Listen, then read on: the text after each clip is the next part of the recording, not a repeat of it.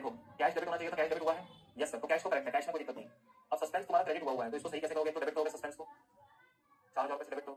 और ये सारी चीजें नहीं आई ना, क्यूमुलेटेड डेबिट हुआ ना, पीएनएल क्रेडिट हुआ ना, एसेट क्रेडिट हुआ, तो इन सारी चीजों को यहाँ पर साथ में एंट्री में ले आओगे। समझे बात को?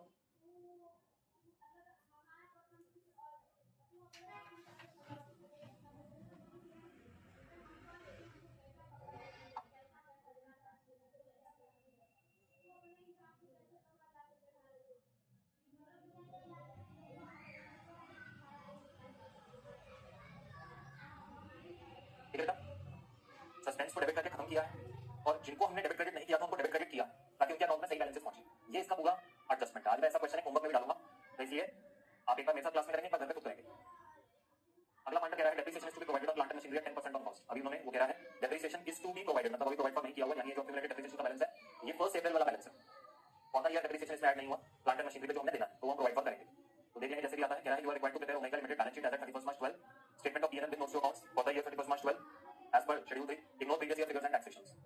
No problem sir ji. First thing that you need to do is look at the question, think about the formats and just think about कि तुम्हें कौन-कौन सा हेड बनाना है बैलेंस शीट का पीएनएल में। लाइक शेयर कैपिटल बनेगा, रिजर्व सरप्लस बनेगा, long term borrowing बनेगा, शॉर्ट टर्म मतलब कि करंट लायबिलिटीज में से आपके पास ट्रेड टेबल आ रहा है, ये बनेगा, ये आपका लायबिलिटी साइड हो गया। एसेट साइड से पीपी बनेगा, इसमें कोई इंटेंजिबल एसेट है नहीं, कोई इंटेंजिबल एसेट की बात आएगी नहीं।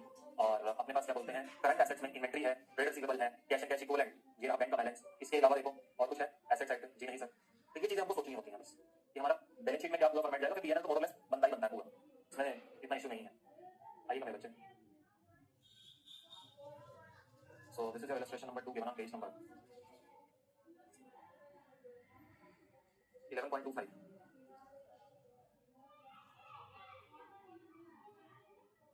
बनेगी पहले बैलेंस शीट, इसमें कोई कॉम्प्रोमाइज नहीं है। मैं तुमको सिर्फ यही बोलूंगा, अपने आप को इसमें कोई वो मत देना कि कॉम्प्रोमाइज कर ले, कोई बात नहीं, ये सब अपने आप को मत बोलना।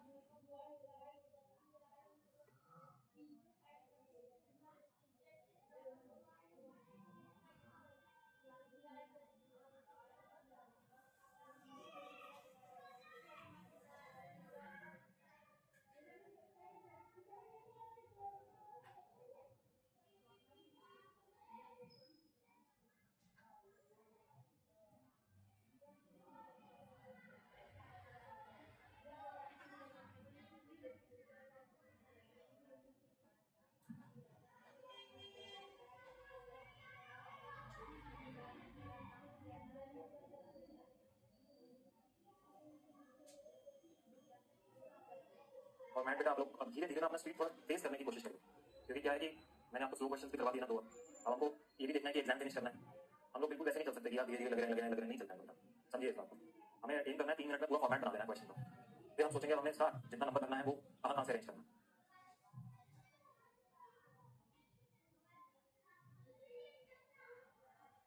नॉन करंट एसेट्स में पीपीई है, property plant and equipment. Current assets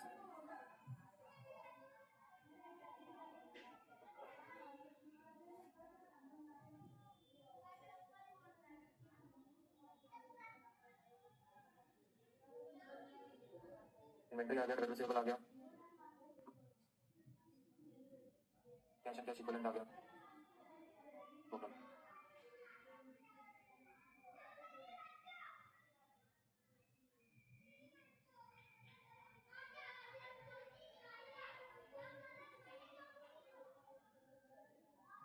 statement of profit and loss for the year ended 31 March 2012, particulars, note number and amount,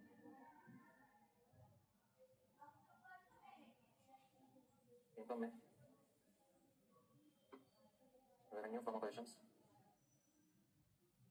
other income, total expenses। यहाँ मटेरियल कंज्यूम नहीं है, यहाँ पर क्या है, purchases of stock and trade, changes in inventory of stock and trade,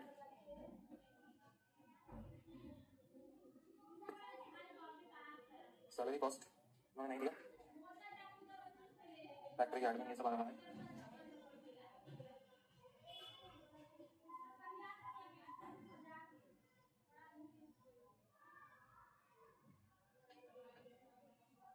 employ benefit का खर्चा इन्होंने दिया ही नहीं, ये मुझे नहीं दिख रहा, पेजेस कहाँ है, हेलो फाइनेंस कॉस्ट गिवन है, डेप्रिसिएशन अमोर्टाइजेशन गिवन है एंड अदर एक्सपेंसेस है।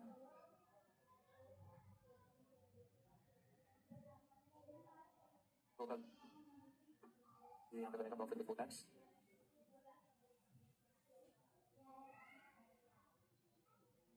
चलिए बेटा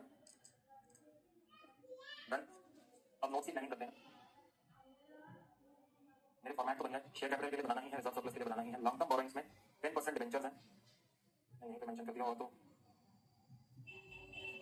नहीं है भाई वैल्यू, तो 2 लाख रुपए मैंने यहीं पे मेंशन कर दिया। ट्रेड पेपर्स डायरेक्टली मुझे गिवन है 52,000।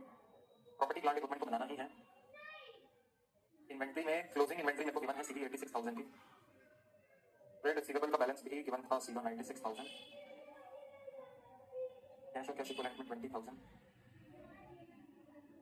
रेवेन्यू फ्रॉम ऑपरेशंस में सेल्स का नंबर सीधा गिवन है। अदर इनकम कोई, जी हाँ सर अदर इनकम है हमारे पास। Purchase of stock and trade दिखाना है, ये भी दिखाना है। फाइनेंस कॉस्ट डायरेक्टली हमको गिवन है 20,000, ये दिखाना पड़ेगा और अदर एक्सपेंस दिखाना पड़ेगा।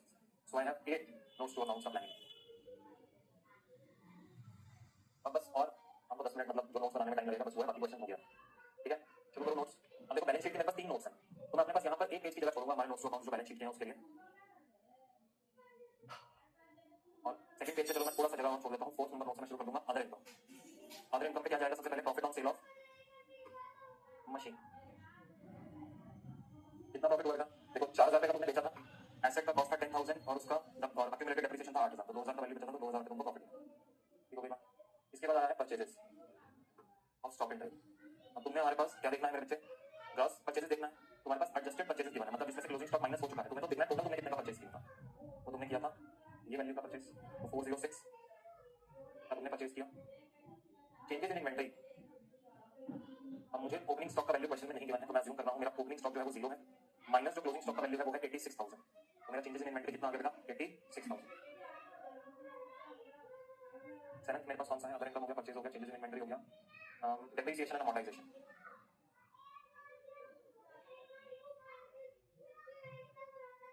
Depreciation and amortisation. अब देखिए बेटा डेप्रिसिएशन में बी वेरी केयरफुल, आपके प्लांट एंड मशीनरी की कॉस्ट पे 10% का डेप्रिसिएशन है। देखिए लेकिन प्लांट एंड मशीनरी जो आपकी थी वो थी 7,70,000 की गिवन थी, लेकिन उसमें से उसने कहा था कि उसने 10,000 की प्लांट एंड मशीनरी सेल कर दी है, तो आपके पास कितनी बची है इस टाइम पे? 7,60,000 की। उसका 10% तुम डेप्रिसिएशन दोगे ना, जो बिक गया 1 अप्रैल को, उसका तो डेप्रिसिएशन नहीं दोगे। लैंड बिल्डिंग पे कोई लैंड पे कोई डेप्रिसिएशन है नहीं, वो तो वैसे भी डेप्रिसिएट कर रहा है, सिर्फ एक प्लांट और मशीनरी है जो आपके पास आपके क्वेश्चन में गिवन है, और उसने कहा कि depreciation is to be provided on plant and machinery. इसके अलावा अदर एक्सपेंसेस,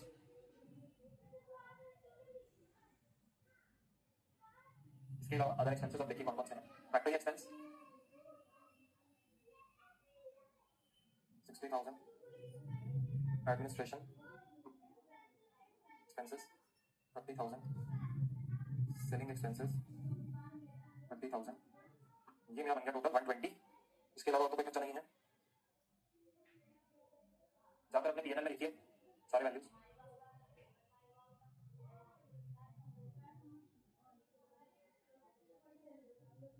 दो हजार, ये था 406, ये है 56,000 नेगेटिव। डेप्रिसिएशन अमोर्टाइजेशन 76,000 आया for the year, for the period 76,000 आया। और अदर एक्सपेंस कितना आया था? 120 था। जी हाँ सर जी 120, तो ये बना 702, 406 माइनस 86 प्लस 20 प्लस 76 प्लस 120, 536 का टोटल यहाँ पे, और माइनस किया 702, तो 166 का प्रॉफिट बिफोर टैक्स बना। कंप्लीट करिए। इसके बाद बेटा आप लोग अपने पास अपना रिजर्व एंड सरप्लस सबका नोट्स खुद बनाएंगे। जस्ट लॉन्ग या second I am coming back, आप शेयर कैपिटल और रिजर्व एंड सरप्लस दो आप अपने नोट्स खुद बनाइए, ये तो स्क्रीन पे है ही है, दो नोट्स बनाइए, कमिंग बैक।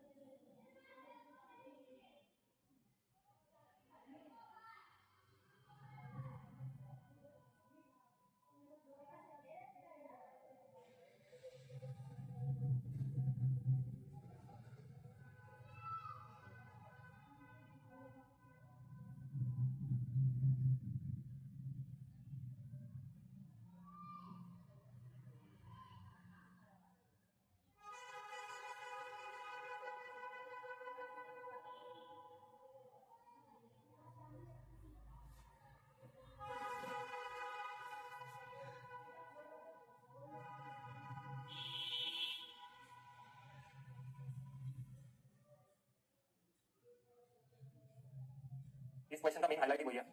आइए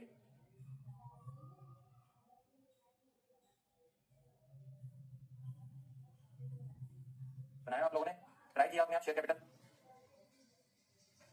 ये दो नोट्स आप लोगों ने खुद करना है, share capital, reserve and surplus. Reserve and surplus का नोट बहुत बढ़िया है, इसमें सारा मार्क कर सकते हैं रिजर्व एंड सरप्लस के नोट पे। इस क्वेश्चन का मेन हाईलाइट ही वही है। आइए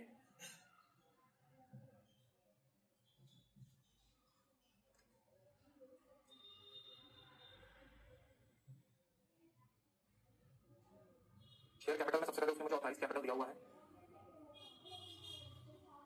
ऑथराइज कैपिटल में 40,000 इक्विटी शेयर्स ऑफ ₹10 ईच, तो ये आपका हो गया 4 lakh.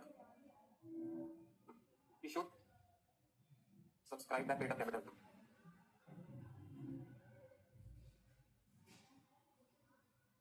Equity shares of ₹10 each,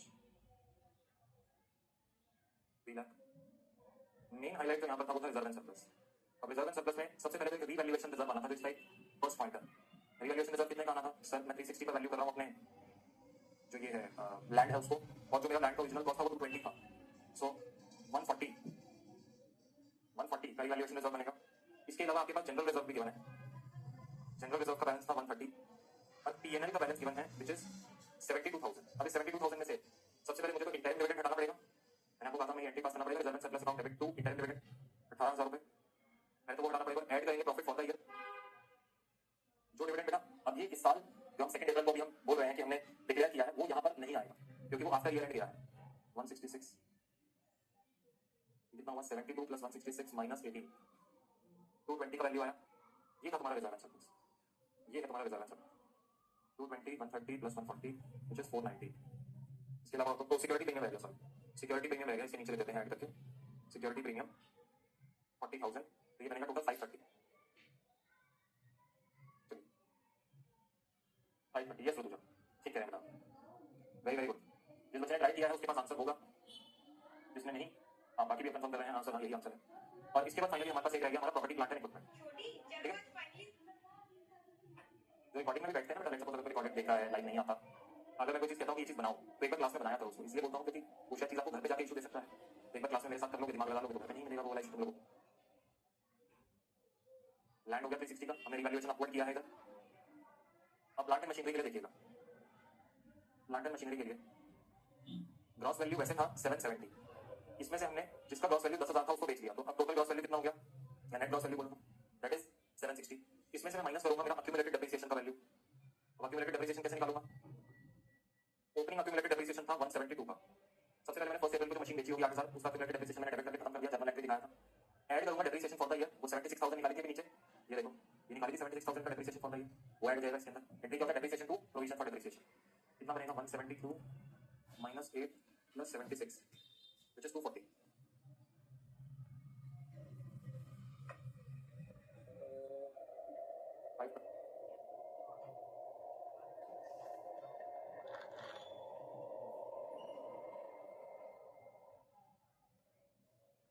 का वैल्यू आया प्लस 360, 880 का टोटल वैल्यू बना प्लांट मशीन। चलिए क्लोज, अपने बैलेंस शीट में लेके जाइए नंबर को, देखिए बैलेंस शीट मैच हो रही है।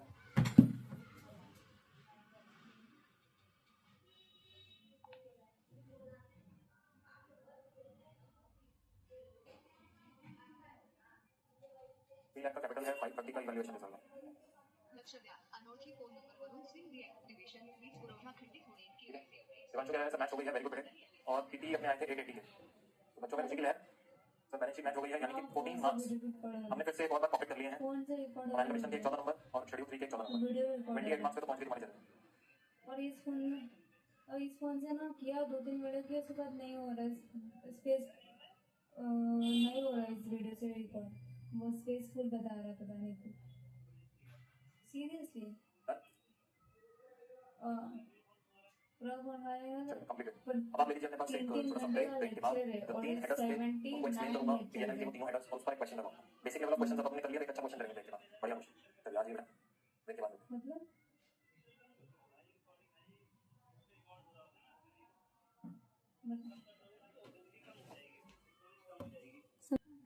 मेरे को समझा नहीं। अब समय आ गया है मेरे बेटे कि हमको पीएनएल के वो तीनों लाइन आइटम समझने हैं। वो तीनों लाइन आइटम क्या कहते हैं और वो कैसे कौन से रिकॉर्डिंग के लिए हमारा जो मैंने आपको कहा ट्रेडिंग मैन्युफैक्चरिंग अकाउंट का पीएल अकाउंट से लेकर शेड्यूल 3 तक का आपको बॉक्स समझाएंगे। तो यहाँ पर लिख लीजिएगा एक्सप्लेनेशन हाँ पीएल अकाउंट, लगती है। ठीक है, एक्सप्लेनेशन पीएल अकाउंट। हाँ तो मैं नहीं कर रही हूँ now we have 3 line items, zoom we have 3 line कर आइटम्स। आउट कम करके वन, कर रही हूँ। इसको कुछ इस तरीके से लिखिएगा, cost of material consume, okay ठीक है, ओके ओके फिर Then ठीक है we मुझे have- लगे दे देना। Purchases of stock in trade, मैं शॉर्ट में लिख रहा हूँ work in progress, sorry stock in trade, हाँ, अभी purchases of first stock in trade only, and third is हाँ। Changes in inventory of stock in trade, तो वर्क इन प्रोग्रेस जाओगे, एंड फिनिश फिर गुड्स। मुझे फोन ठीक है? करो। नाउ नाउ इन्वेंटरी, हम लोग अपने पास एक बेसिक इंट्रोडक्शन जानते हैं इन्वेंटरी का, सी फाउंडेशन में से इन्वेंटरी स्टार्ट करता है हमारे पास। वहां पर हमको ये भी बेसिक नॉलेज पता है कि सर इन्वेंटरी जो होती है मैन्युफैक्चरर और ट्रेडर के लिए डिफाइंड रहती है। जैसे अगर मैन्युफैक्चरर की बात करें सर हमारे पास, तो मैन्युफैक्चरर के लिए इन्वेंटरी क्या है, रॉ मटेरियल हो गया, उसका वर्क इन प्रोग्रेस हो गया, ये सब आपके सीएट का मतलब समझते हो, उससे फिनिश गुड्स हो गया। रॉ मटेरियल लगाया, उससे वर्क हुआ, work in progress during the process वाला प्रोडक्शन वाला इन्वेंटरी के प्रोडक्शन में गया हुआ है, वो फिनिश गुड्स बनकर तैयार है। और ट्रेडर कौन हो गया, ट्रेडर वो इंसान हो गया जो सिर्फ माल खरीदता है बेचता है, उसके लिए क्या होता है, स्टॉक इन ट्रेड रहता है, मतलब उसने अपने पास अपना स्टॉक एक तरीके से मेंटेन किया हुआ है, खरीदता है और बेचता है। अब ये सारे शब्द ऐसा कुछ नहीं है जो आपके पास नए हो, सब आपने ऑलरेडी आपने आपसे पहले कहीं ना कहीं देख रखे हैं। इन्वेंटरी चैप्टर में हमने इसको पढ़ा भी हुआ। अब सुनिए, सबसे पहले मैं आपसे बात करता हूं बेटा स्टॉक इन ट्रेड की, एक सिंगल लाइन आइटम है, इजीली आप लोगों को समझ में आएगा। यहाँ पर मैंने लिख दिया ट्रेडर। अब आपने अपने पास आज तक क्या जाना था, मैं कुछ नया नहीं पूछा, आज तक आपने क्या जाना था, जो भी इन्वेंटरी होता था उसका क्या होता था। अगर एक ट्रेडर था, final account of sole proprietor आपको पढ़ा रखा है हमने, सीए फाउंडेशन, वो जो सोल प्रोप्राइटर होता था उसका इन्वेंटरी का क्या होता था, आप मुझे क्या बोलेंगे? आप कहेंगे सर अगर एक ट्रेडर की बात करें तो भाई अपने पास ट्रेडिंग अकाउंट बनाता था, ट्रेडिंग अकाउंट में अपने पास क्या रखता था, यहाँ रखता था ओपनिंग स्टॉक, यहाँ रखता था परचेजेस और यहाँ रखता था क्लोजिंग स्टॉक। बोलिए मेरे बच्चे, ठीक बोल रहा हूँ? अब मान लेते हैं ओपनिंग स्टॉक का 10, परचेजेस था 20 और क्लोजिंग स्टॉक बचा है 5 का, क्लोजिंग स्टॉक बचा है 5 का, ठीक है। अब आपके पास आप ट्रेडिंग अकाउंट में तीनों को अलग अलग लिखते थे। अब ट्रेडिंग अकाउंट के कॉन्सेप्ट को स्क्रैप कर दिया, उसको कहा गया आपको पुराना हो गया, इसको छोड़ दिया। अब उसी कॉन्सेप्ट को उठाकर शेड्यूल 3 में लाया गया। अब चीजें वही की वही नहीं, देखने का नजरिया बदल गया। जैसे मैं आपको दिखाता हूँ, अब ये इसके आगे जो बात है शेड्यूल 3 की बात है बेटा, ये मैंने यहाँ पे बीच में एक लाइन ड्रॉ कर दिया शेड्यूल 3 के डिस्टिंक्शन के लिए। अब सुनिए सर, स्टॉक इन ट्रेड के अंदर सबसे पहले ये आपका परचेजेस आ रहा था। देखो इनका कोई मटेरियल कंज्यूम तो है ही नहीं, क्योंकि इनके पास रॉ मटेरियल तो कोई होता नहीं। तो परचेजेस के अंदर सबसे पहले तुमने क्या किया, आपने पीएनएल में जाके 20 रुपए का परचेज लिखा, 20 रुपए का परचेज लिखा। अब ट्रेडिंग अकाउंट से तुम कहते हो सर मेरा नेट एक्सपेंस जो आया है, अगर इन्वेंटरी की बात करूं तो तुम कहते हो 10 + 20 - 5, सर मेरा नेट एक्सपेंस 25 रुपए, 25 rupees is my net expense of inventory for the period. अभी तक मैंने कितना रिकॉर्ड किया है, purchases of stock in trade से 20 रुपए। अब तुमने कहा बाकी के 5 रुपए कैसे रिकॉर्ड करो, मैंने कहा बेटा देखो एक मैटर और दिया है उसने, चेंजेस ये इनके लिए रेलेवेंट नहीं है लेकिन ये रेलेवेंट है, changes of inventory in stock in trade. जो inventory of stock in trade change हो रहा है, जो inventory of stock in trade change हो रहा है वो कितना होता है, opening minus closing, opening minus closing. तो तुमने बोला 10 - 5, यानी इस पीरियड में मैंने 5 रुपए का इन्वेंटरी और कंज्यूम कर लिया, यानी तुम ये कह रहे हो कि जितना इन्वेंटरी मेरे पास पड़ा हुआ था उसमें से 20 रुपए का परचेज तो मेरा पूरा लगा लो, इस बार कंज्यूम हो गया, और ओपनिंग में से 5 रुपए का इन्वेंटरी और कंज्यूम हो गया, 5 रुपए का अभी क्लोजिंग स्टॉक में बचा है, यानी कि इस पीरियड में अपना एक्सपेंस कितना चार्ज कर रहा हूं या कर रही हूं, 20 + 5 25 रुपए का एक्सपेंस चार्ज कर रहे हैं, जो कि अगर आप ट्रेडिंग अकाउंट में जाएंगे तो वहां पर भी सेम है। बस देखो मैं तुम्हें नजरिया दिखा रहा हूं, ये था ट्रेडिंग अकाउंट का नजरिया और ये था तुम्हारे पास तुम्हारे शेड्यूल 3 का, वो तुम्हें कैसे दिखाता है वही सेम चीज। क्या बात समझ में आती है? शेड्यूल 3 के 3 हेडर्स हैं। अब उसने क्या किया, बस उसको नेट ऑफ ना दिखा के उसने परचेजेस ग्रॉस परचेज अलग से रिकॉर्ड कर दिया, ओपनिंग माइनस क्लोजिंग स्टॉक अलग से दिखा दिया। बात तो वही है, बात तो वही है जो तुम यहाँ ट्रेडिंग अकाउंट में करते थे, opening plus purchase minus closing stock, वही सेम बात तुम्हारे यहाँ पर परचेज अलग से आ गया, ओपनिंग माइनस क्लोजिंग करके दिखा दिया। अब कई बार ऐसा भी हो सकता है ये नेगेटिव नंबर है, तुम्हें नहीं घबराना, जैसे क्वेश्चन अभी हमने किया वहां -143 आ रहा था शायद, तो भाई अब यहाँ पे -5 भी हो सकता था, तुम्हें नहीं घबराना। उसका मतलब ये है कि इस बार तुमने ज्यादा परचेज करे हैं, जिस वजह से अभी कंजम्पशन कम हुआ है, क्लोजिंग स्टॉक में ज्यादा पड़ा हुआ है, मतलब ओपनिंग में जब तुम्हारा 5 रुपए की इन्वेंटरी जो क्लोजिंग में 10 रुपए की हो जाती है, तो तुम ये कह दोगे इस साल मैंने ज्यादा परचेज करा है तो मेरे को थोड़ा एक्सेस स्टॉक एक्यूमुलेट हो गया है, दैट्स ऑल। समझे बात को? एग्जांपल लेके बताओ, हाँ सर एग्जांपल लेके बता दो। ये देखो, ये था मेरा एग्जांपल 1, एग्जांपल 2 ये देखो, जैसे ये रहा ट्रेडिंग अकाउंट। अब मैंने बोला कि मेरे पास ओपनिंग स्टॉक पड़ा था 5 रुपए का, परचेज मैंने करी 20 रुपए की और क्लोजिंग स्टॉक मेरे पास पड़ा है 10 रुपए। अब तुम क्या करोगे, तुमने यहाँ से नेट एक्सपेंस निकाला, तुम्हारे पास इन्वेंटरी का एक्सपेंस कितना हुआ, तुमने कहा कि मेरे पास इन्वेंटरी का जो एक्सपेंस हुआ है वो है 5 रुपए + 20 रुपए - 10 रुपए। अब की बार तुम्हारा इन्वेंटरी का एक्सपेंस हुआ है इस बार का, जो तुम कह रहे हो जितना इन्वेंटरी तुमने बेच दिया है, कॉस्ट ऑफ गुड्स सोल्ड जिसको बोलते हैं, हम निकालते हैं ये एक्सपेंस की जगह में सीओ जीएस तो किसी बच्चे को दिक्कत नहीं आएगी, कॉस्ट ऑफ गुड्स सोल्ड। अब तुम कह रहे हो 15 रुपए का खर्चा हुआ है, अब मैं तुम्हें शेड्यूल 3 में लेकर आया, मैंने कहा बेटा शेड्यूल 3 के हिसाब से इसको प्रेजेंट करना, तुमने कहा मटेरियल कंज्यूम तो है ही नहीं, purchases of stock in trade जैसे 20 रुपए का मैंने परचेज लिख दिया ग्रॉस वैल्यू पे। अब तुम कहोगे अरे सर आपने क्या किया है, अगर मैं ट्रेडिंग के हिसाब से 15 का खर्चा आता, आपने तो परचेज 20 रुपए का डाल दिया। मैंने कहा रुको जरा सब्र करो, अब मैं अपनी इन्वेंटरी में आया, मैंने कहा चेंजेस इन इन्वेंटरी में, मैंने कहा ओपनिंग माइनस क्लोजिंग 5 - 10, अब यहाँ मेरा -5 बना। अब जरा इसको एज अ वर्टिकल फॉर्मेट में सोचो, 20 रुपए का खर्चा -5 रुपए, नेट ऑफ कितना बना 15 रुपए, बस आपको दिखने लग रहा है आपके में नेट ऑफ हो रहा है। बोलो फटाफट से लाइक करके देखो क्या बात क्लियर होती है। यहाँ जो ट्रेडिंग अकाउंट में सीख रहा है और शेड्यूल 3 में कर रहे हो कोई फर्क नहीं है, बस नजरिया बनाना है तुम लोगों को कि अच्छा वहां पे भी वही हो रहा था, opening plus purchase minus closing, यहाँ पर भी यही है, परचेज अलग से आ रहा है, ओपनिंग माइनस क्लोजिंग अलग से आ रहा है। ठीक हो गई बात, समझ में आती है बात? चलिए जी हाँ सर। अब मैं तुम लोगों को लेकर चलता हूँ मैन्युफैक्चरर की दुनिया में। मैन्युफैक्चरर के लिए ये चीजें कैसे डील होती हैं, इधर मैंने एक्सप्लेन किया, मैंने लिखा कॉस्ट ऑफ मटेरियल कंज्यूम्ड, ये आ गया purchase of stock in trade और ये आ गया चेंजेस इन इन्वेंटरी। ये तीनों अपने आप में बेटा बिल्कुल डिफरेंट आइटम्स हैं, of stock in trade, work in progress and finish goods. अब मैं बात करता हूँ मैन्युफैक्चरर की। अब बात करते हैं मैन्युफैक्चरर की। अब सबसे पहले तो तुम्हें याद करना है, जब हमने तुमको फाइनल अकाउंट सिखाए थे मैन्युफैक्चरर के सीए फाउंडेशन में, तो वहां ट्रेडिंग के साथ एक और अकाउंट बनता है, कितने बच्चों को याद है मैन्युफैक्चरिंग अकाउंट? जहां पर तो मैन्युफैक्चरिंग अकाउंट में अपने पास raw material work in progress दोनों के खर्चे लिखते थे और फिर वहां से कॉस्ट ऑफ प्रोडक्शन निकाल के ट्रेडिंग अकाउंट में लेके आते थे, फिर उसकी अकाउंटिंग करते थे। सर नहीं याद आ रहा तो आज एक बार फॉर्मुलेशन की किताब जरूर खोलिएगा। यहाँ पर एक होता था मैन्युफैक्चरिंग अकाउंट, ठीक है मेरे बेटे, एक होता था trading account. Now listen to me very very carefully. अब मैन्युफैक्चरर के लिए बेटा तुम्हारे पास होते थे तीन type of inventory, three types of inventory one present.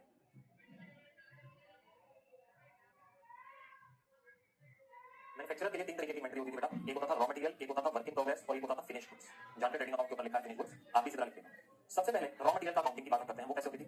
ऊपर से दो तीन लाइनें छोड़कर यहाँ पर लिखना cost of material consume. Raw material के लिए हम क्या लिखा करते थे? हम कहते थे इनर कॉलम में ही अकाउंटिंग करते थे ओपनिंग प्लस परचेजेस, ये सब कुछ रॉ मटेरियल का ही होता था, माइनस क्लोजिंग स्टॉक। ये तीनों को नेट ऑफ कर हम यहाँ पर एक वैल्यू लिख देते थे रॉ मटेरियल कंज्यूम की। हम यहाँ पर एक वैल्यू लिख देते थे रॉ मटेरियल कंज्यूम की। क्या आप लोगों को याद आता है? एज इट इज यही सेम काम उठाकर शेड्यूल 3 में लिखा गया कॉस्ट ऑफ मटेरियल कंज्यूम। अगर आप ऊपर आकर देखें तो ये रहा वो कॉस्ट ऑफ मटेरियल, यानी ये रही वो तुम्हारी रॉ मटेरियल की अकाउंटिंग। ये तुम्हारा रॉ मटेरियल ये कवर हो रहा।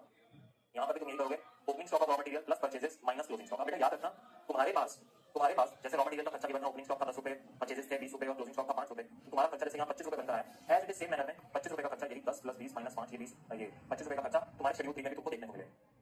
ये तुम्हारे शेड्यूल 3 के तीनों आइटम्स। सबसे पहले तुम्हारा रॉ मटेरियल वाला पॉइंट सॉर्ट हुआ। रॉ मटेरियल में सेम जो मैन्युफैक्चरिंग अकाउंट में था वही सेम शेड्यूल 3 में फ्लो कर रहा है। देखो पीएनएल जो तुम्हारे शेड्यूल 3 का है that is nothing but manufacturing, trading, PNL account, तीनों का मर्जर तो तुम सीए फॉर्मेशन में पढ़ते हैं। अब उन तीन को बनाने के लिए एक ही बनाना है, तो तीनों के लाइन आइटम एक ही में जाएंगे। सबसे पहले मैन्युफैक्चरिंग का line item raw material clear हुआ। अब देखो जो मैन्युफैक्चरर होता है उसके लिए कोई स्टॉक इन ट्रेड नहीं होता, वो खुद बनाता है, वो कुछ खरीदता नहीं है। अगर खरीद रहा है तो यहाँ पे आ जाएगा, ऐसा नहीं हो सकता वो कुछ भी ना खरीदे, कुछ ना कुछ मैन्युफैक्चरर खरीद होता है। अभी एग्जांपल में नहीं ले रहा मैं, अभी एग्जांपल में क्या ले रहा है? रॉ मटेरियल है, वर्क इन प्रोग्रेस है, फिनिश गुड्स। जैसे मैं टॉय का मैन्युफैक्चरर हूं तो रॉ कॉटन खरीदता हूं, प्रोसेसिंग करता हूं, टॉय बना के खुद बेचता हूं, ठीक है जी। सो पहले ये क्लियर हुआ। इसके बाद एक दूसरा लाइन आइटम आया करता था बेटा मैन्युफैक्चरिंग में, जिसमें लिखा करते थे ओपनिंग वर्क इन प्रोग्रेस और क्रेडिट साइड पे लिखा करते थे क्लोजिंग वर्क इन प्रोग्रेस। कितने बच्चों को ये याद? जैसे कि मान लेते हैं यहाँ पर वर्क इन प्रोग्रेस में मेरी इन्वेंटरी थी 20 रुपए की और क्लोजिंग वर्क इन प्रोग्रेस में इन्वेंटरी थी अपने पास कितनी मान 15 रुपए।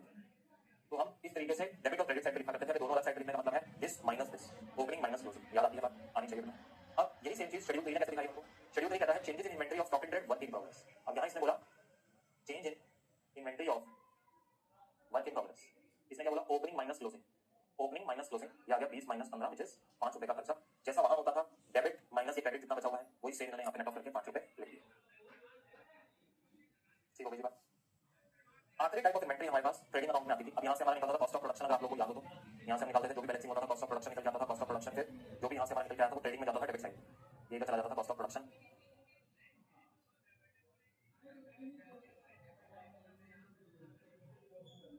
थर्ड टाइप ऑफ इन्वेंटरी होती थी फिनिश गुड्स। फिनिश गुड्स हम कैसे लिखते थे? ये रहे थे हमारे ओपनिंग फिनिश गुड्स और ये रहे थे हमारे closing finish goods. Let's suppose opening मेरे पास पड़े हुए थे 50 रुपए के और क्लोजिंग पड़े थे 70 रुपए। यहाँ पे हमारी सेल्स आ जाती थी, ये बैच नंबर, ये मेरी सेल्स का नंबर आता था, मेरा जीपी निकल जाता था यहाँ पे आके, ये जीपी को मैं पीएनएल में ले जाता था। सो नाउ फिनिश गुड्स के लिए देखिए ओपनिंग माइनस क्लोजिंग हो रहा था। मैं अपने शेड्यूल 3 में आया, शेड्यूल 3 कहता है changes in inventory of stock in trade. Stock in trade होएगा नहीं, मैन्युफैक्चरर है, खत्म हो गई बात, ये तो यहाँ है ही नहीं स्टॉक इन ट्रेड वाली बात। फिनिश गुड्स की अगर मैं बात करूँ तो देखो changes in inventory of finish goods, क्या ये ओपनिंग माइनस क्लोजिंग अगर मैं कह दूं 50 माइनस 70 नेगेटिव 20, तो क्या आप लोगों को ये बात समझ में आती है? मेरे तीनों लाइन आइटम मैंने आप लोगों को मैन्युफैक्चरिंग और ट्रेडिंग में दिखाई कि आपने देख रखे हैं, कुछ नया नहीं है, उन्हीं को ही बस एक नया शेप फॉर्मेट देके शेड्यूल 3 में लगा दिया गया, जिससे आप लोग सोचते हैं कि यार ये तो 3 लाइन आइटम पता नहीं कौन से निकला है। और बताओ आधे से ज्यादा बच्चे चित्र रखना मानते हैं, उनको ये पता ही नहीं कि वो इसके लॉजिक जानते हैं, बस कनेक्टिविटी नहीं है साथ में नॉलेज की। आगे बढ़ते जा रहे हैं, पीछे की घूमते जा रहे हैं, कनेक्टिविटी नहीं है बीच। अब फिर कहते हैं सिर्फ पास करना है, तो कर लो सिर्फ पास, कर लो फिर सिर्फ पास। इंटरव्यू में तो पहुंचोगे ना, इंटरव्यू में तो अपने करियर में तो जाके पैर रखोगे ना, वहां जाके सीखोगे, सीखोगे जरूर, क्योंकि जब तक कनेक्टिविटी नहीं होगी तब तक अकाउंट्स तो रोटेट करता है इधर उधर हर एक कॉन्सेप्ट में, वो घूमता रहेगा घूमता रहेगा। बोलो मजा आया? अब जो तुम शेड्यूल 3 में तीनों चीजें देखा करते थे, कहाँ गया नेक्स्ट? ये तीन चीजें यहाँ पर आती थी। मैं फिर से बोलकर बताता हूँ बेटा, ये तीन चीजें यहाँ पर आया करती थी। एक आता था कॉस्ट ऑफ मटेरियल कंज्यूम यानी रॉ मटेरियल, ये मेरा मैन्युफैक्चरिंग से क्या आया। फिर आया purchases of stock in trade. Stock in trade trader के लिए ट्रेडिंग अकाउंट से परचेजेस आई और changes in inventory of stock in trade नीचे लिखा हुआ है इसी पे, ये ओपनिंग माइनस क्लोजिंग स्टॉक आया। अब अगर वो मैन्युफैक्चरर था तो कॉस्ट ऑफ मटेरियल कंज्यूम तो आगे मैन्युफैक्चरिंग से, बाकी उसका यहाँ से होगा changes in inventory of work in progress manufacturing से and changes in inventory of finish goods trading से। तो सारी की सारी चीजें आपको यहाँ पर वही हमने दिखा दी जो मैन्युफैक्चरिंग और ट्रेडिंग अकाउंट में सीख कराए, और हर टाइप ऑफ इन्वेंटरी यहाँ कवर भी हो गई, हर टाइप ऑफ इन्वेंटरी यहाँ कवर भी हो गई, समझे बेटा? फिनिश गुड्स की इन्वेंटरी में तो कोई बात होनी ही नहीं चाहिए मेरे बच्चे। आपके पास आप आज जाकर अपना जो फाइनल अकाउंट्स का चैप्टर था ना उसका यूनिट 2 उठाइए, फिनिश गुड्स का इन्वेंटरी कहाँ लिखा होता है? वो ट्रेडिंग अकाउंट में होता है, opening finish goods closing finish goods, खत्म हो गई बात। उसके अंदर क्या है 50 माइनस 70। अच्छा तुम ये सोच के कंफ्यूज हो कि सर ओपनिंग ये नेगेटिव नंबर नेगेटिव 20 कैसे आ गया? क्यों नहीं आ सकता भाई? इसका मतलब क्या है? नेगेटिव 20 का मतलब क्या है? इस साल तुमने बनाया ज्यादा बेचा कम, क्लोजिंग में ज्यादा माल बचा हुआ है, बनाया ज्यादा बेचा कम, क्लोजिंग में ज्यादा माल बचा हुआ है।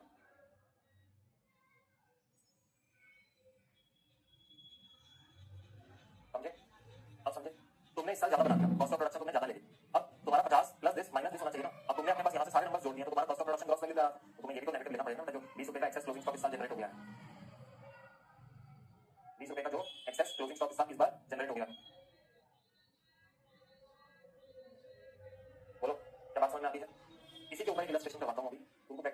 हैं वो सारी क्लियर हो जाएंगी अपने पास। इलस्ट्रेशन नंबर 4 ओपन रखिए। चलिए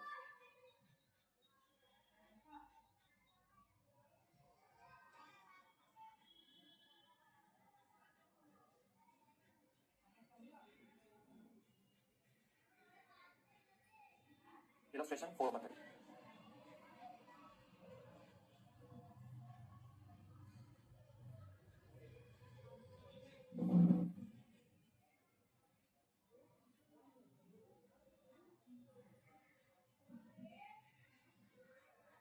Good question again.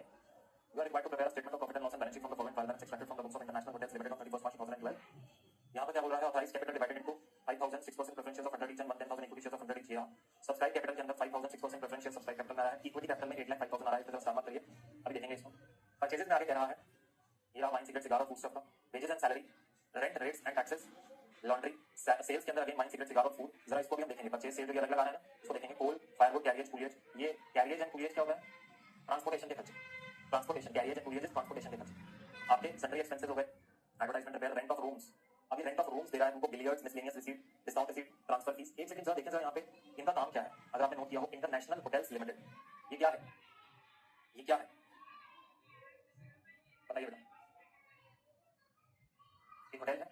होटल के अंदर जरा एक बार इमेजिनेशन करिए अपने पास क्या क्या चीजें चल रही होती हैं। एक होटल इमेजिन करिए। होटल में एक आपके पास आपका स्पेस होता है, रेस्टोरेंट का, रूम्स होते हैं। रूम्स वो लोग अपने रेंट पे देते हैं। होटल में रिक्रिएशनल एरिया होता है जहाँ पर आपका पूल हो गया या अदर, जैसे कई बार आपने रिजॉर्ट्स में देखा होगा अपने पास, तो लॉन टेनिस वगैरह और अदर स्पोर्ट्स एक्टिविटीज भी होती हैं वहाँ पे। क्रिकेट ग्राउंड भी होते हैं कुछ रिजॉर्ट्स में, जहाँ पर आप अपने पास वो सब चीजें भी फॉर एंटरटेनमेंट पर्पस उन्होंने रखा होता है। तो नाउ होटल इमेजिनेशन एक बार दिमाग में आया। अब क्वेश्चन में अगर आप चीजें देखेंगे तो यही चीजें चल रही हैं। परचेज में फूड स्टफ है, सेल में फूड है, वाइन सिगरेट सिगार है, सेल में रेंट ऑफ रूम्स है, बिलियर्ड्स है, मिसलेनियस रिसीट, डिस्काउंट रिसीट, ये सब चीजें भी आ रही हैं। उसके बाद आगे आपको बोल रहा है land and building, furniture, fittings, inventory, और ये तुम्हारा ये सारा आ गया। इन्वेंटरी में भी अगर तुम देखोगे वही सारी चीजें जो ऊपर दी गई। Cash in hand, cash with banker, preliminary information expenses. बेटा जब भी प्रीलिमिनरी इन्फॉर्मेशन एक्सपेंस लिखे हो उनको पूरा अदर एक्सपेंसेस में डालिएगा। ये पूरा का पूरा अदर एक्सपेंस में जाएगा। इसमें अपने टैक्स वाले सरकार या बैंक का रूल मत लगाना कि प्रीलिमिनरी एक्सपेंसेस लास्ट टैक्स में बचा है, मैं फिर भी राइट ऑफ करूंगा। मेरे इनकम टैक्स एक्ट ने बोला है। अरे नालायक, इनकम टैक्स एक्ट यहाँ पर एप्लीकेबल नहीं है। ये बुक्स ऑफ अकाउंट्स है, ये बुक्स ऑफ इनकम टैक्स नहीं है।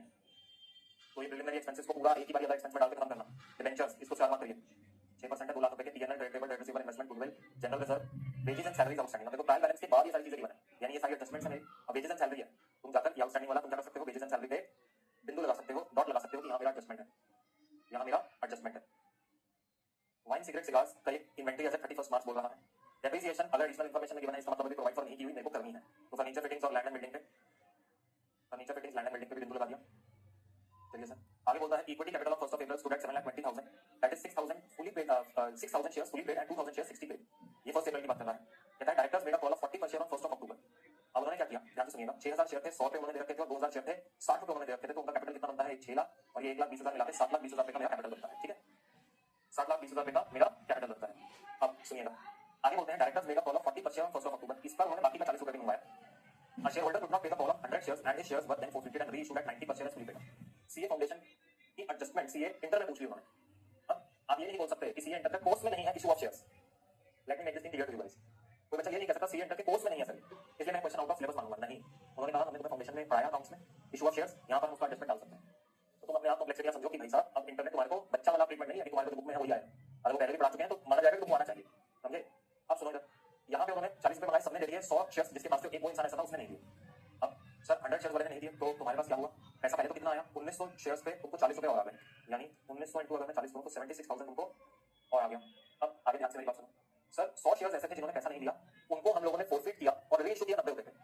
अब यहाँ कॉन्सेप्ट फाउंडेशन का याद आना चाहिए। तुमने क्या एंट्री किया होगा? तुमने शेयर कैपिटल अकाउंट डेबिट करके 2 शेयर फोरफिट अकाउंट किया होगा, 2,000 एरियाज किया होगा। अब तुमने शेयर फोरफिट में कितना पैसा डाला होगा? मुझे एक बात बताओ, जितना वो बेच चुका होगा पैसा वो तुमने सारा फोरफिट कर दिया होगा। 60 रुपए के हिसाब से तुमने उसका 100 शेयर्स पे 6,000 तुमने उसका फोरफिट कर लिया। अब तुमने जब रीइशू करवाया तो तुमने एंट्री क्या पास किया होगा? Cash account debit. तुमने उससे 90 रुपए और मंगवाए, जिसको दूसरे को दिए 90 रुपए के हिसाब से तुमने पर शेयर पे मंगवाया। 10 रुपए तुमने उसको डिस्काउंट दिया रीइशू पे, रीइशू पे 10 रुपए तुमने उसको डिस्काउंट दिया। तो वो 10 रुपए तुमने कहां से चार्ज ऑफ करे होंगे? शेयर फोरफिट अकाउंट से। 60 इंटू 10 यानी 1000 रुपए तुमने यहां से चार्ज करे होंगे और 5,000 तुम्हारा ये बैलेंस जो होगा वो कहां गया होगा? तुमने एंट्री क्या पास करी होगी? अपने दिमाग में चलाओ एंट्री फटाफट। Cash account debit, share forfeit account debit. Cash account में तुमने 90 रुपए लिखे, शेयर फोरफिट में 10 रुपए, टू शेयर कैपिटल 100 रुपए। अब सुनो मेरी बात, यहां पर सबसे पहले तो तुमने इनको वापस लिया इन शेयर्स को। 100 इंटू 60 तुमने ये को माइनस कर दिया 6,000 रुपए। 100 इंटू 60 तो तुमने 6,000 रुपए माइनस करे और उसके बाद तुमने इनको पूरा फिर रीइशू किया 100 इंटू 100 ये 10,000 रुपए। समझे? ये 6,000 यहाँ पे माइनस क्यों किया? ये इसमें बैठा हुआ था 100 शेयर्स का 60, तो ये 20 में से माइनस करना जरूरी हो गया। फिर हमने फ्रेश इशू कर दिया उनको दोबारा से और वो हमने शेयर कैपिटल में 100 रुपए लेके गए हैं। कितना कैपिटल बनेगा मेरा? जोड़ना सर। 720 का मेरा कैपिटल था, 720 का मेरा कैपिटल था, 6,000 मैंने वापस ले लिया। 6,000 मैं नीचे का ऊपर पहले माइनस करके दिखा रहा हूँ, यानी कि मेरे पास मेरा कैपिटल कितने का आ गया 7,14,000, ठीक है। प्लस तुमने ये 76 किया, प्लस तुमने ये 10 किया, तुम्हारे पास कितना हो गया जरा जोड़ना, प्लस तुमने ये किया, तुम्हारा कैपिटल आ गया 8 लाख रुपए, तुम्हारा कैपिटल आ गया 8 लाख रुपए। अभी कुछ नया नहीं कर रहा हूँ, अगर कोई बच्चा सोच रहा है ना सर समझ में नहीं आ रहा है क्या हो रहा है, तो बेटा फाउंडेशन में तुमने बात किया, अगर तुमने फाउंडेशन में ना बात किया होता तो तुम इजीली समझ पा रहे होते कि सर ने यहाँ क्या किया है। मेरे पास कैपिटल पड़ा था, मैंने उसमें से 100 शेयर ऐसे थे जिन्होंने पैसा नहीं दिया उनको प्रॉफिट किया, तो उसका 6,000 मेरे कैपिटल से हटा दिया मैंने, उसका 6,000 इंक्लूडेड था मेरे कैपिटल में, 6,000 मैंने हटा दिया, उसको दोबारा से 10,000 पे इशू कर दिया, तो 10,000 प्लस किया माइनस किया और बाकी जितनी कॉलम आई थी उनका मैं संज्ञान जोड़ दिया, समझे। यही इसका एडजस्टमेंट था। कैपिटल यहाँ पर तुम्हारे पास क्या बनती, कैपिटल 8,05,000 की बनती, ये 5,000 किसके होंगे, इन्होंने 5,000 रुपए कैपिटल में जोड़ रखे हैं, गलत कर रखा है, ये कैपिटल रिजर्व में जाना चाहिए था, इनकी गलती है। अभी तभी आइडेंटिफाई कर पाओगे जब तुम ये कैपिटल वाला जो अंडरस्टैंडिंग तुम्हारे पास आया है, अब तुम इसको डिसाइफर करके यहाँ तक पहुंच पाए, और ये मुश्किल नहीं था, ये कैसे करना था। अगर एक अंदर बताऊं 6,000 शेयर तो पहले ही 100 रुपए पड़े थे, 6 लाख का कैपिटल तो था ही, 2,000 शेयर और थे जिन पे पूरे 100 रुपए हो रहा है, तो फॉरफिट वाली बात छोड़ दो, फॉरफिट हो गया इशू हो गया ना, तो कैपिटल कैंसिल हो गया इशू हो गई, यानी फॉरफिट वाली बात ही खत्म हो गई, तो तुम्हारे तो 2,000 शेयर पे और 100 रुपए आ ही गए ना, तो तुम्हारे तो 2 लाख रुपए हुए बन गए, तो तुम्हारी कैपिटल 8 लाख रुपए, एक तरीका ये भी बहुत सिंपल कर दिया तुम्हारे लिए। तो तुम्हें जो बैलेंस शीट में 5,000 एक्स्ट्रा लिखा है उसका कैलकुलेशन ये रहा, तो तुम्हें समझ में आ गया 5,000 रुपए कैपिटल रिजर्व में जाने चाहिए थे, इन्होंने शेयर कैपिटल में जोड़ के डाले हुए हैं, हो गया एकदम सिंपल मक्खन। आगे बोल रहा है directors declare the dividend of 8% of equity shares on second deferred transferring any amount that may be required from general reserve. बेटा जी यहां पर एक सेकंड रोकूंगा, लास्ट क्वेश्चन जो हमने किया था वहां पर डिविडेंड का एडजस्टमेंट का हमारा नोट लिखना रह गया है, डिविडेंड का नोट लिखना रह गया है, अभी नहीं जा रहा हूं वहां पे, हम पहले ये क्वेश्चन करेंगे, लास्ट में मैं उसका भी एक नोट बुक ऐड करूंगा, इसमें डिविडेंड का नोट है, यहां पे भी लिखूंगा वहां पे भी लिखूंगा, ठीक है ठीक है जी, कोई दिक्कत नहीं है, वहां पे भी हमारे पास आखिरी में नोट्स के बाद जगह पड़ी होगी, 2 लाइनें लिखनी है बस। अपने पास अपना सॉल्यूशन, अब ये तो बेसिक इसकी एडजस्टमेंट हो गई, तो मुझे ये पता लग गया कि मेरे शेयर कैपिटल में भी मेरे पास कुछ एडजस्टमेंट है, यहाँ 8,05,000 आ रहा है, 8,05,000 नहीं है, कुछ और नंबर है, 8 लाख का नंबर है, ठीक है। अब सर ये क्वेश्चन सिंपल है, लेकिन एक बार जरा इसकी इन्वेंटरी पर नजर डालते हैं, बाकी सब कुछ स्ट्रेट फॉरवर्ड गिवन है, इन्वेंटरी पे एक बार नजर डालते हैं। अगर आप इन्वेंटरी में देखें तो परचेजेस में 2 टाइप ऑफ इन्वेंटरी गिवन है, वाइन सिगरेट सिगार एक फूड स्टॉक, सेल्स में भी 2 टाइप ऑफ इन्वेंटरी गिवन है, ओपनिंग स्टॉक में भी 2 टाइप ऑफ इन्वेंटरी गिवन है, क्लोजिंग स्टॉक में भी 2 टाइप ऑफ इन्वेंटरी, देखिएगा ध्यान से। हाँ सर हाँ बात तो सही है, आप सुनिए मेरी बात को। सर एक बात बताइएगा, क्या एक होटल, आप तो सोचिए मैं नहीं बोलूंगा, क्या एक होटल जिसका काम है रूम रेंट पे देना, रेस्टोरेंट चला रहा है वो होटल, रिक्रिएशनल एक्टिविटीज कर रहा है वो होटल, क्या उसका काम वाइन बनाना है, सिगरेट बनाना है, सिगार बनाना है, क्या होटल का काम है, या होटल अपने इंटरनेशनल क्लाइंट्स को डील करने के लिए ये सब चीजें अवेलेबल करवाते हैं। बोलिए बेटा, आप किसी होटल चले जाइए, वहां पर आपको टूरिस्ट मिलेगा, टूरिस्ट जो है वो ये वाइन सिगरेट सिगार वहां पर अपने परचेज कर सकता है, वो मैन्युफैक्चर तो नहीं कर रहे, होटल मैन्युफैक्चर तो नहीं करता वाइन सिगरेट और सिगार, हाँ सर, तो ये उनके लिए कौन सा टाइप ऑफ इन्वेंटरी है। अगर मैं यहाँ पर आऊँ परचेज, क्या ये एक तरीके से उनके लिए ट्रेडिंग वाले गुड्स हो गए, यानी स्टॉक इन ट्रेड हो गया, वो खरीदते हैं और बेचते हैं अपना मार्जिन लगा के, 10 का खरीदा 20 का बेचा, यही कर रहा है होटल।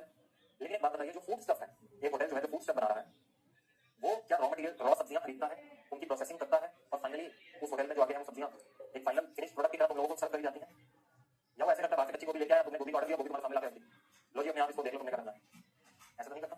अगर क्वेश्चन देखो तुम्हें ये चीज भी समझ में आएगी वर्डिंग से, purchase food stuff, sale food, फर्क देखो, परचेजेस फूड स्टफ मतलब उसने एक तरीके से तुम्हारा दिया है रॉ मटेरियल, उसने तुम्हें दिया है रॉ मटेरियल, और सेल फूड यानी फिनिश प्रोडक्ट।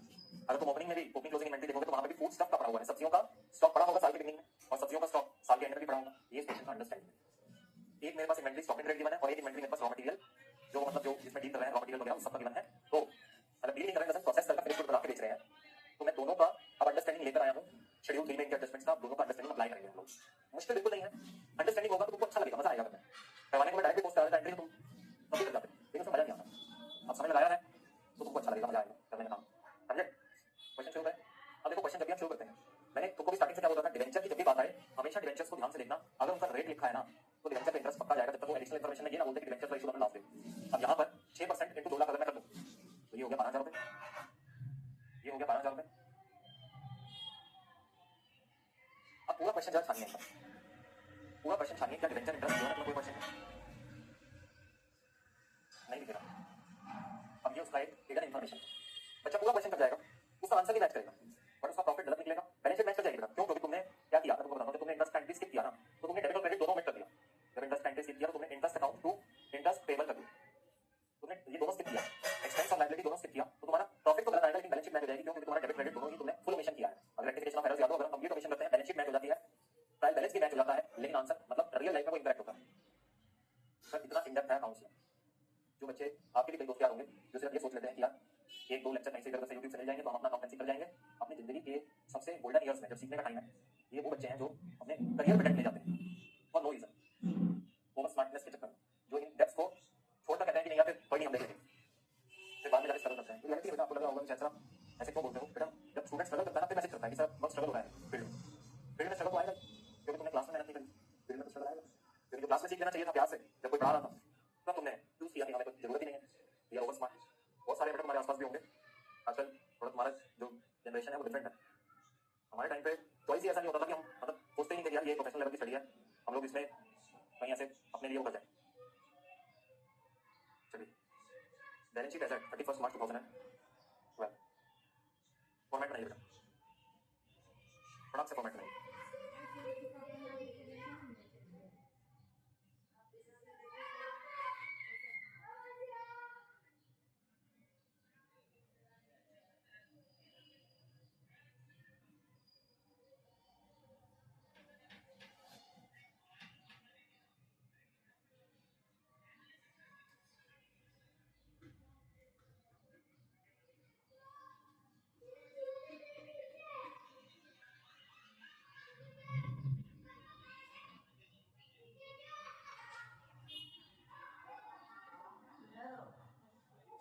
चलिए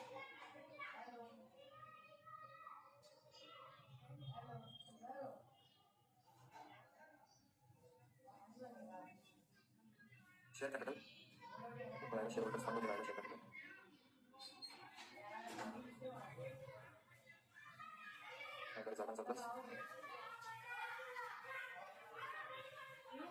share holders fund share capital reserve and surplus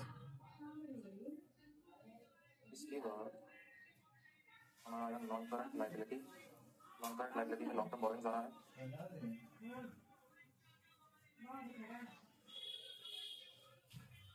long term borrowings हो गया कोई हमारे पास प्रोविजन ऐसा तो कुछ नहीं पड़ा लॉन्ग टर्म प्रोविजन वगैरह ये नहीं sir short term current liability देखते हैं करंट लायबिलिटी में हमारे पास एक ट्रेड पेबल आ रहा है और एक अदर करंट लायबिलिटीज आ रहा है तो टैक्स प्रोविजन उसमें नो टैक्सेशन टैक्स प्रोविजन नहीं है इसके बाद टोटल आ गया टोटल के बाद एसेट साइड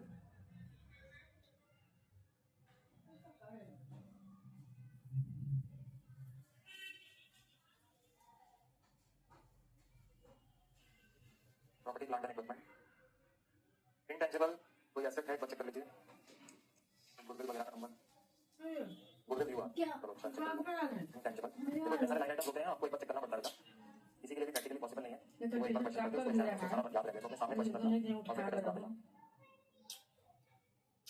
हां तीन लकड़े गुड़ है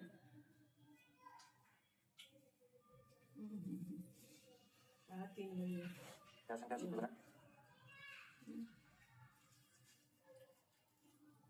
कैसे मंदिर ऐसा ही कैश इक्विवेलेंट इसके अलावा और तो इन्वेस्टमेंट्स भी पड़े हैं इन्वेस्टमेंट्स भी हमें क्वेश्चन में गिवन है इसमें एक काम करो इसको नॉन करंट में लिखो इन्वेस्टमेंट्स को नॉन करंट वाले में मैं डाल रहा हूँ नॉन करंट इन्वेस्टमेंट्स आप इसको करंट भी अज्यूम कर सकते हो कोई दिक्कत नहीं है बस मेंशन करना है assume to be current investments अगर नहीं गिवन तो अपना ऑप्शन लीजिए आपको जो अच्छा लगता है वैसे लीजिए चलिए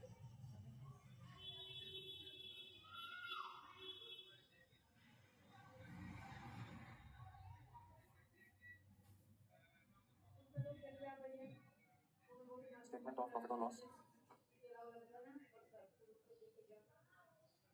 for the year ended 31st March 2012 particulars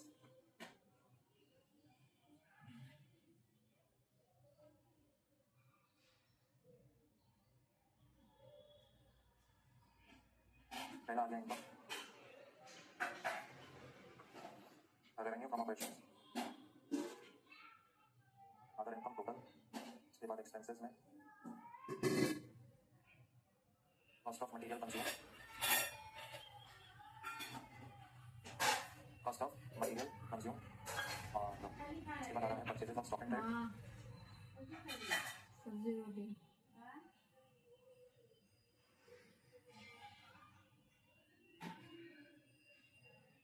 changes in inventory of stock and trade employee benefit expense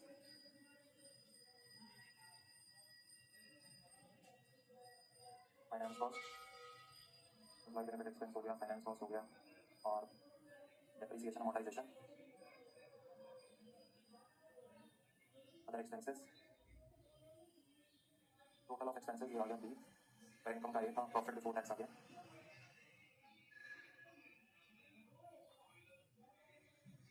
doesn't profit before tax.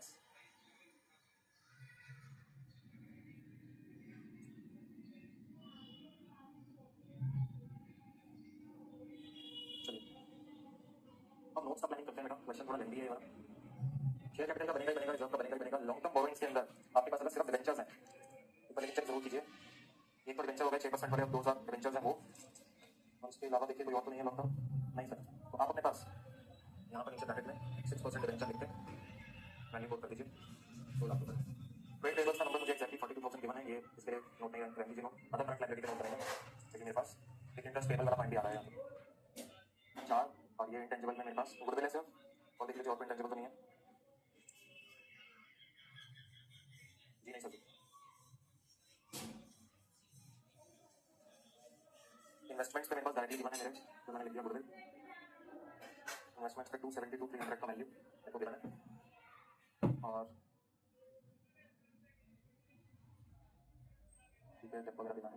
Inventory का नंबर मेरे पास डायरेक्टली गिवन है, और इसके अंदर इन्वेंट्री में एक से ज़्यादा इन्वेंट्रीज हैं, तो मेरे को यहाँ पे लिखना पड़ेगा note number 5। Trade receivable directly given है 19,260। कैश और कैश इक्विवेलेंट मेरे पास अगेन ये 6 यहाँ पे बन जाएगा, लिखना पड़ेगा। रेवेन्यू फ्रॉम ऑपरेशन यहाँ पे बनाना पड़ेगा, उसमें sale of goods, sale of आगे सर्विसेज अलग, रेंट ऑफ रूम्स अलग दिया हुआ है, अदर इनकम अलग है, कॉस्ट ऑफ मटेरियल कंज्यूम निकालना पड़ेगा, purchases of stock and trade का नंबर मेरे को लिखकर बताना पड़ेगा कितना है, चेंजेस निकाल के दिखाने पड़ेंगे। सैलरी पे उसने आउटस्टैंडिंग का नंबर दिया हुआ है, फाइनेंस कॉस्ट कंप्यूट करना है, डेप्रिसिएशन कंप्यूट करना है, अदर एक्सपेंसेस ये करना है। मतलब हर किसी ने उसने हर लाइन आइटम में एक ना एक एडजस्टमेंट डाल दी, तो मेरे को अपने पास पूरा उसको अच्छे से उसी तरीके से सॉल्व करना पड़ेगा। 6 नोट्स हैं बैलेंस शीट के, तो मैं 2 पेजेस छोड़ूंगा बैलेंस शीट के उसके नोट्स के लिए, 1, 2 और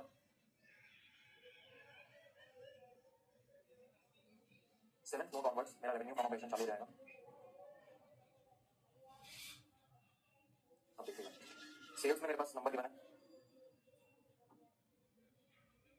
wine, cigars etcetera.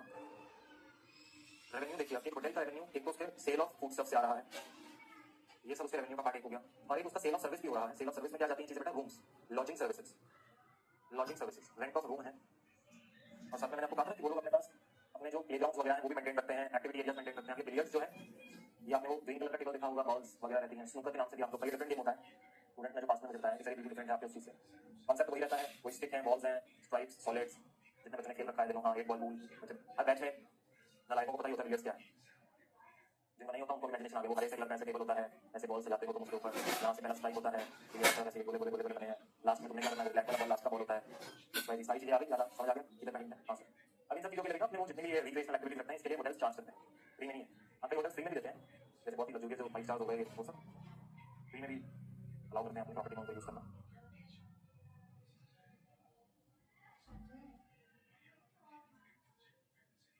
Revenue from operations आ गया, अदर इनकम्स,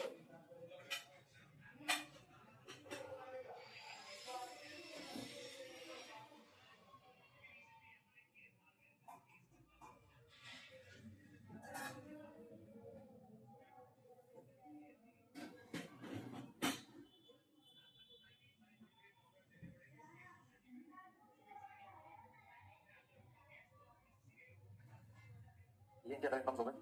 देख लो और कोई तो नहीं रह गया, क्रेडिट साइड वाले आइटम्स देख लो ना। चलिए मेंशन करेंगे बेटा ऊपर,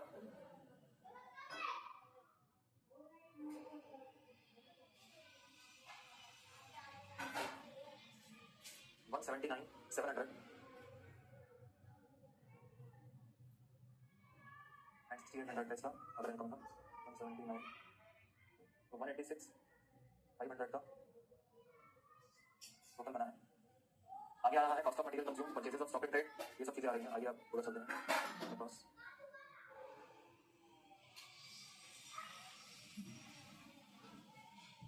कॉस्ट ऑफ मटेरियल कंज्यूम में देखिए ओपनिंग स्टॉक जो आ रहा है हमारा फूड स्टॉक का,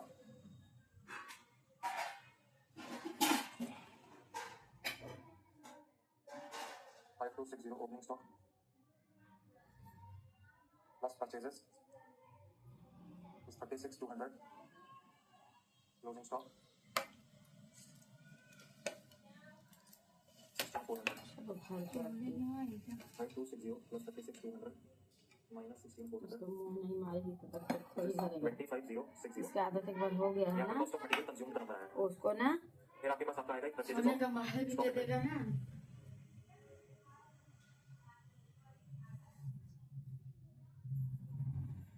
purchase of stock and trade, ये वाइन सिगार इन सब का नंबर यहाँ पे आएगा परचेज 45,800। मोड़िया के ये देखिए रजिस्टर और मैं को ऐड करना पड़ेगा अपना लीजिए ठीक है 2560 एंड 45,800। वो मोबाइल चला रही लड़की है बकवास करा मिले तेरा फोन तो मोबाइल आगे सिगड़ी लगा रही सिगड़ी लगा तो मोड़ ऊपर रख दे कर बाद दियो में नोट्स बनाते हैं दिमाग बस लॉन्ग या सेकंड में कोई रजिस्टर ऐड करना पड़ेगा। आप चेंजेस का सामने कर दियो दिमाग खराब कर दो पकड़ता है ऐसे नाटक करना तू अभी अपना फोन चला के हो गए हां तब फिर चला के उलो तो नोट नंबर क्या करबे मस्ती करबे अब चेंजेस इन इन्वेंटरी हम लोग कैसे करेंगे पसंद करेंगे क्या रोटी खा ली रे सर? ओपनिंग माइनस क्लोजिंग देखेंगे क्या रोटी खानी? कितना रोटी इसका था? हो गया ना ओपनिंग स्टॉक वही मैं पूछ रही वो कितना था नहीं था वो नहीं पूछ रही ये वाइन 4 सिगार रोटी था। ला चावल दे, चावल चावल डाल दे, वो भी खा लेता हूँ। तो खा ले हाँ? अभी खत्म कर हाँ? का क्लोजिंग में आ रहा ये तेरा आधा ही दिख रहा है इसमें। ए रात खाना खाना खा लेंगे है वेल वेटिंग माइनस 22 अरे मम्मी क्यों दिमाग खराब कर देती है नेगेटिव आ रहा है। हम क्या दिए खसकाई नहीं चेंजेस इन इन्वेंटरी घस गई तो तो बोलना चाहिए ना खसकाई हमको क्या पता घस गई में क्या हुआ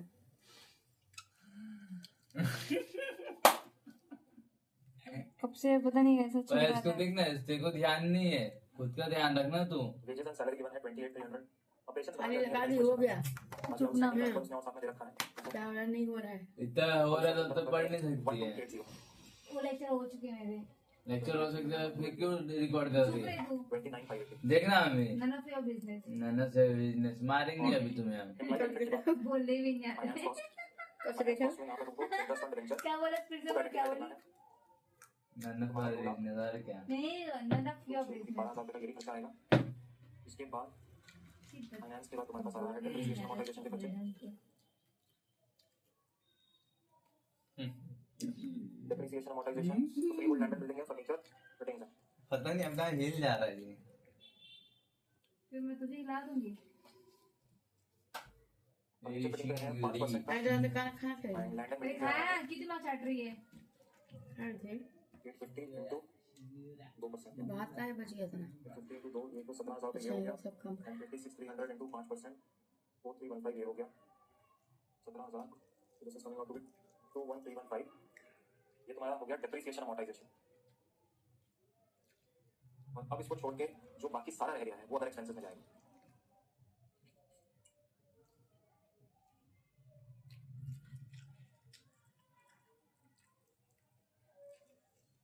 परचेज आ गया वेजेस सैलरी ये दिन खा खाऊंगी बासी भात खाऊंगी रेंट रेट्स टैक्सेस का हालत होने का हेल्थ का होगा है लॉन्ड्री के खर्चे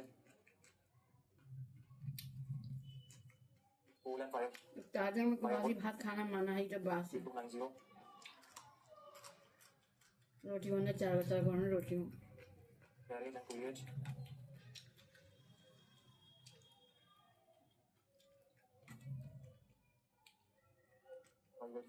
expenses advertising 8360 repairs 4250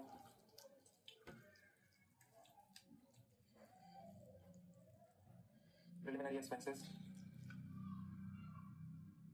preliminary expense क्या होता है बेटा पता है आप लोगों को कंपनी के फॉर्मेशन के खर्चे होते हैं हो गया सारे खर्चे डाल दिए यहाँ पे ऐड करिए जब इनिशियली कंपनी इनकॉर्पोरेट हो रही होती है तो उस टाइम पे जो प्रमोटर्स खर्चे करते हैं जैसे लॉयर का फीस हो गया रजिस्ट्रार का फीस हो गया समझे वो सब आपके प्रिलिमिनरी एक्सपेंसेस में जाते हैं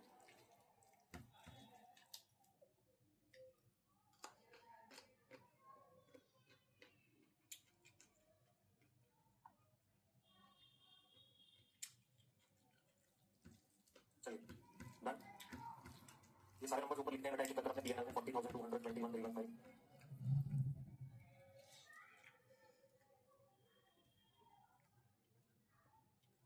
फाइनेंस कॉस्ट 12,000 और 29580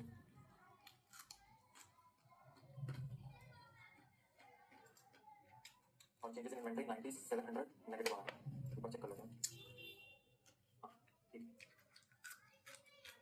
टोटल निकालिए एक्सपेंसेस का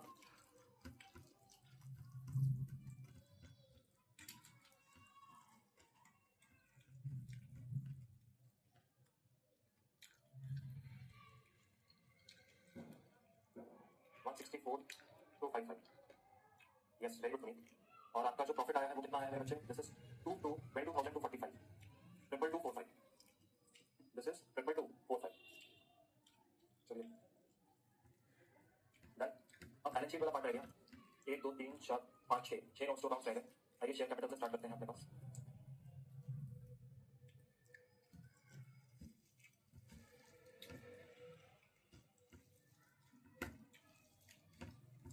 शेयर कैपिटल में ऑथराइज कैपिटल हमें क्वेश्चन में गिवन है तो हमें भी मेंशन करना पड़ेगा बेटा।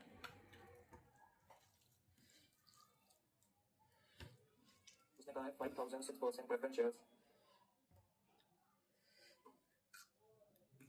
ऑफ 100 इंच, 5 लाख हो गया। और 10,000 equity shares of rupees 100 inch, 10 lakh हो गया। ये ऑथराइज कैपिटल होगा। इसके बाद इशू कैपिटल वाला क्वेश्चन आ गया।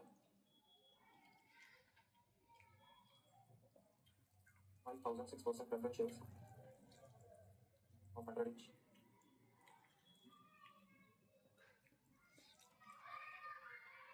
एंड यहाँ पे आ रहा है 8,000 इक्विटी शेयर्स ऑफ 100 इंच। ये हो गया 13 लाख का कैपिटल। उसके बाद दूसरा आ रहा है reserve and surplus. Reserve and surplus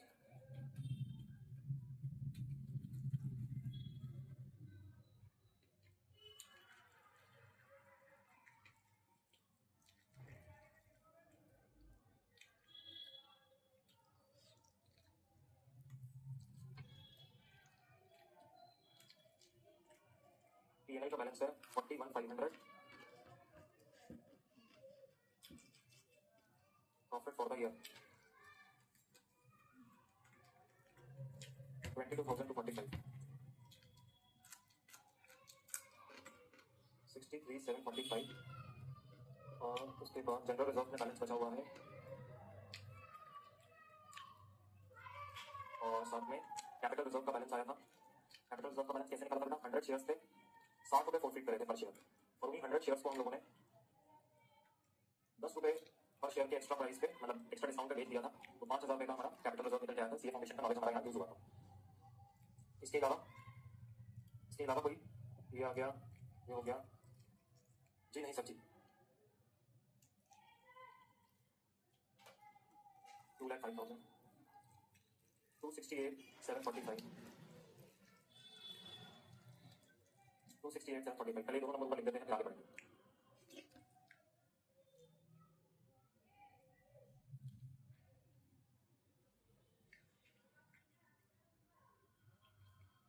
other current liabilities का नोट बनाना है। ओसीएल पेजेस आउटस्टैंडिंग है,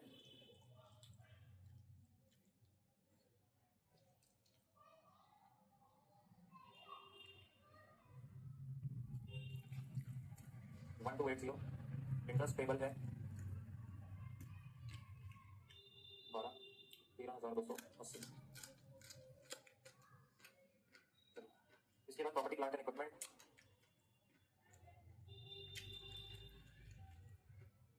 एसेट आ गया, कॉस्ट, डेप्रिसिएशन और नेट। एसेट है लैंड एंड बिल्डिंग, वैल्यू था 850, डेप्रिसिएशन है 17,000, तो माइनस करेंगे 830। और फर्नीचर एंड फिटिंग्स 86,300,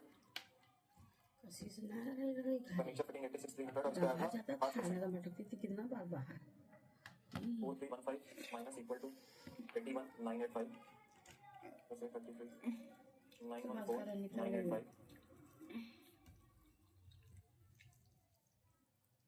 914,985। और इन दोनों नंबर को पहले एक बार लिख लेते हैं, दोनों करके 13,280 और ये पीपी का number.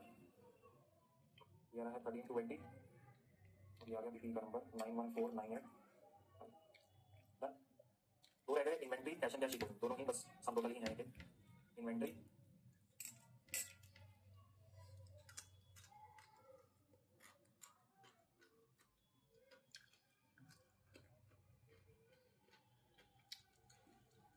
$22,500 plus $16,400, which is $38,900। Cash charge के और कैश एंड कैश इक्विवेलेंट उस लड़का घुमा कर सबको शादी वहीं गए, उसके छोटे छोटे का हो गया। क्वेश्चन बैंक बना है यहाँ पे। एगो भरत है, एगो सुरेखा बच रही है। 2200 76380 ये है 78580। चलिए बेटा कंप्लीट करिए, टोटल करके बताइए कि आप लोगों का टोटल जो है वो मैच हो रहा है 38900 और 78580। एसेट साइड का टोटल मैं बता देता हूँ।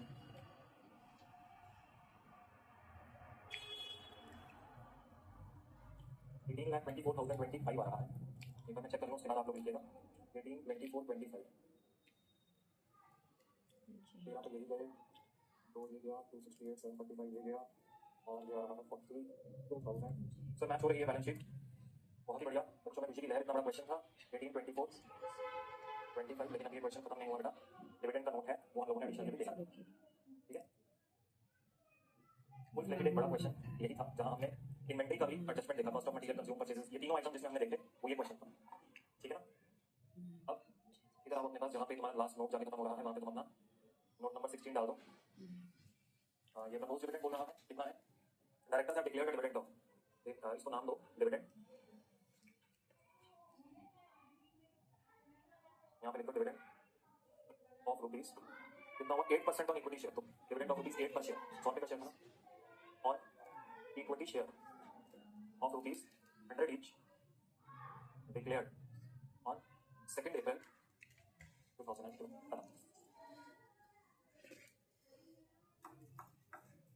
चलिए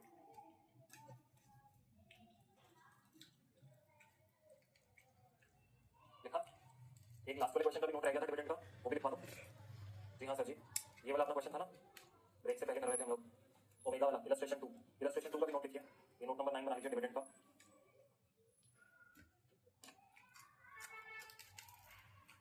अच्छा खाएगी डिविडेंड हाँ खा के जाते ऑफ रुपीज, अब इसने 10% पे डिक्लेयर किया है। इक्विटी शेयर 10 रुपये का था, 1 पर share on equity share of rupees 10 each declared on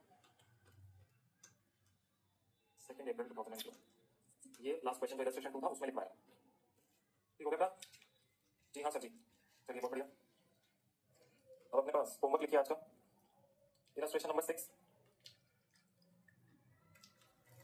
कल पानी का इलस्ट्रेशन 6 में बस एक प्रोविजन फॉर टैक्स है, वो कोई बहुत बड़ी बात नहीं है। जो आपका प्रॉफिट बिफोर टैक्स आए उसमें से बस वो 30%, उसमें लिखा हुआ है इलस्ट्रेशन 6 में there is 30% provision for tax. तो जो भी आपका प्रॉफिट बिफोर टैक्स आएगा उसमें से आप अपना प्रोविजन फॉर टैक्स क्रिएट कर लेना। जैसे 1 लाख का आया profit before tax, income minus expense, 30% provision 30,000 हुआ, और प्रॉफिट आफ्टर टैक्स 70,000 हो गया। अगर 30,000 का प्रोविजन आया तो शॉर्ट टर्म प्रोविजन में लिखेगा बैलेंस शीट में, कोई बड़ी बात नहीं है, आप इजीली कर सकते हैं। बाकी कल 1-2 टैक्स के क्वेश्चंस मैं भी आप लोगों को करवा दूंगा। क्वेश्चन 6 अच्छा है। इसके बाद प्रैक्टिकल क्वेश्चन नंबर 7 तो मैंने शायद आपको दे दिया था ना लास्ट क्लास में।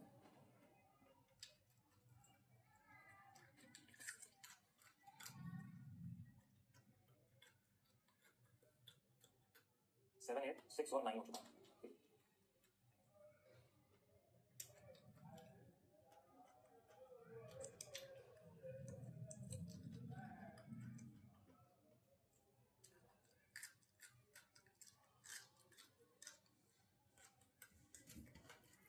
IPM क्वेश्चन नंबर 4 सिमिलर सा क्वेश्चन है, इलस्ट्रेशन 6 जैसा ही है, सेम सा क्वेश्चन दे रहा हूँ बेटा, आपको अच्छा प्रैक्टिस हो जाएगा। मॉक टेस्ट पेपर में आया है लेटेस्ट।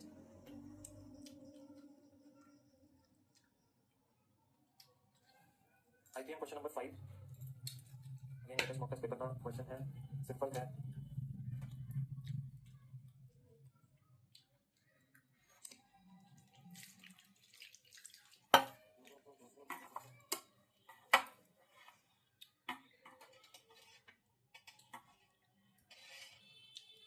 इसी क्वेश्चन 5 का क्वेश्चन 10 जुड़वा करेंगे बिल्कुल।